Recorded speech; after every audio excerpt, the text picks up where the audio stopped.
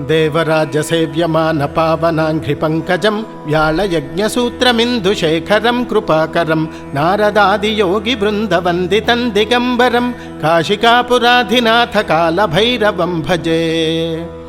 भानुकोटिभास्वरं भवाब्दितारकं परं नीलकण्ठमीप्सितार्धदायकं त्रिलोचनं कालकालमम्बुजाक्षमक्षशूलमक्षरं काशिकापुराधिनाथकालभैरवं भजे।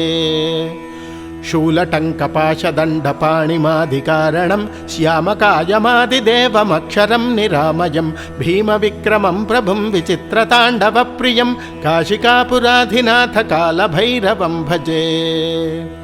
भुक्तिमुक्तिदायकं प्रशस्तचारुविग्रहं भक्तवत्सलं स्थितं समस्तलोकनिग्रहं निक्वणन्मनोज्ञहेमकिङ्किणीलसत्कटिं काशिकापुराधिनाथकालभैरवं भजे।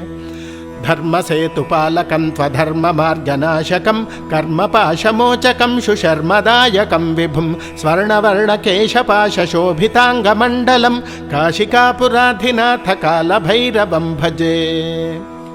रत्नपादुकाप्रभाभिरामपादयुग्मकं नित्यमद्वितीयमिष्टदैवतं निरञ्जनं मृत्युदर्पनाशनं कराळदं श्रभीषणं काशिकापुराधिनाथकालभैरवं भजे। अट्टहासभिन्नपद्मजाण्डकोशसन्तति दृष्टिपातनष्टपापजालमुग्रनाशनम् अष्टसिद्धिदायकं कपालमालिकाधरं काशिकापुराधिनाथकालभैरवं भजे।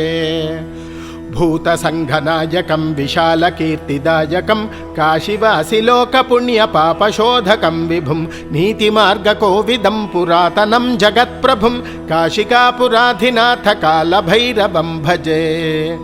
कालभैरवाष्टकं पठन्ति ये मनोहरं ज्ञानमुक्तिसाधनं विचित्रपुण्यवर्धनं शोकमोहदैन्यलोभकोपतापनाशनं ते प्रयान्ति कालभैरवाङ्घ्रिसन्निधिं ध्रुवम्। ॐ नमः शिवाय।